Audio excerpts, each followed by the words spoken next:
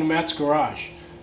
We don't just work on cars around here because you got to take care of the household chores in order to earn the right to go out and spend a whole day working on a car away from your family. So today we're doing the koi pond cover. The other one was broken, it wasn't working, so I'm going to show you why this one is designed the way it is, how we did it, and you'll see the finished product. Okay, the general shape of this koi pond cover is a hexagon. Previously, the owner just had 2 bars going across and a 4-way connector. What I've done is I've gone to a place called Sonostar Hub, that's S-O-N-O-S-T-A-R Hub, and ordered this special 6-way connector, which they use to make like geodomes and stuff, but it works perfectly for this application, and it's got a slight 10-degree down angle, which helps put some stress into the crossbars here. I come around, I 45 down, and then I come down to a T, which then comes over and 45s on to the next T. And I just finished PVCing all of it.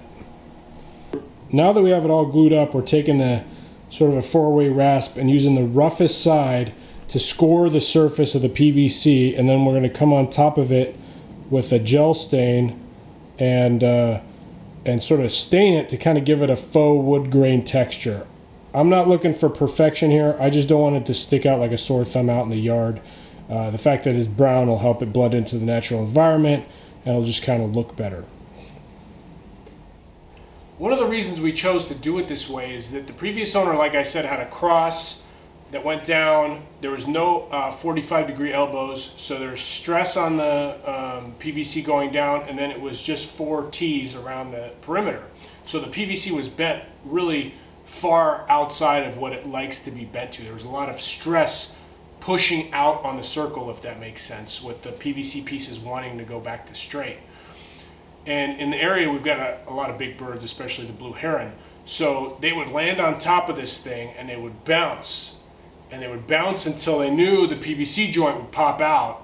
And then the whole thing would flatten out and stick its beak into the koi pond and try to get our fish. So we decided to go with this because it's a lot more structurally sound. Because of the 45s, the PVC is in and the shorter sections of PVC, it's more rigid.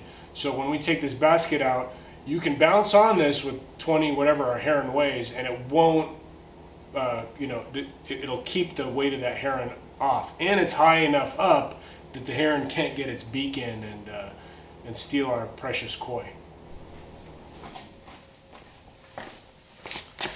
Got to take a break from doing Matt's Garage for a second. Bought these awesome prime beef steaks from Costco. Got to go salt them up, all right? I'll be back.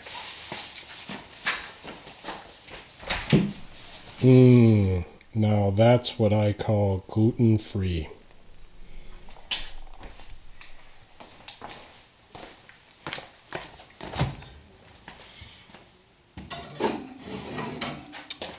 Take those out about an hour and a half before grilling. Before we start staining, I've got some plastic painter's whatever sheets that I was using for a painting project. I'm just going to put that on the garage, protect the concrete from getting stained.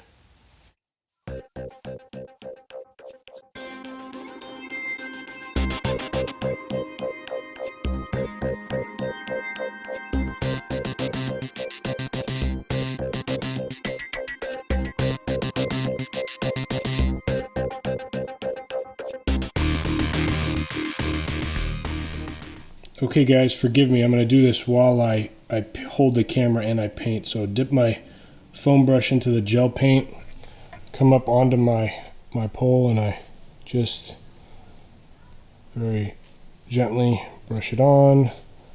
Nothing crazy, just kind of work out the dark spots, or don't really, you can leave them, it's a creative process. And you saw that took all of about 2 seconds. I'm going to zoom in here, get as close as I can. Sorry, be patient, be patient.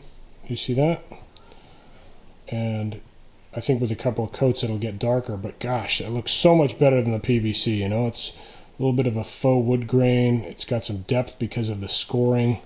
Wife did a really good job of rasping up the PVC, but if you've got the time, just put in a little extra effort. It'll look great in your yard. All right, so we finished the gel coat on all of the structure. We're just going to give it about a half hour to dry, and then I'm going to go over it with just an automotive clear coat enamel because, you know, it's gel stain, it's not paint. So I need to top coat it with something to keep it from rubbing off. And then, and then we'll drape the netting over it, cut it to the shape of the outside, and then roll up the ends and zip tie it around the edges, and then we'll be good to go. Okay, here goes nothing. Gonna hit it with some clear coat.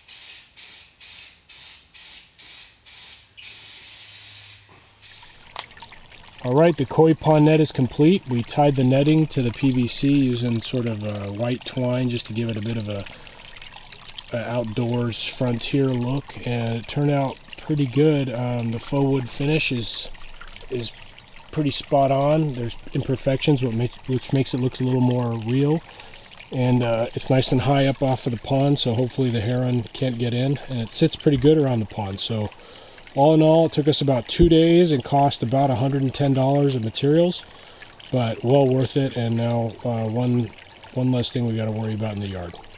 That's it for Matt's Garage Home Edition.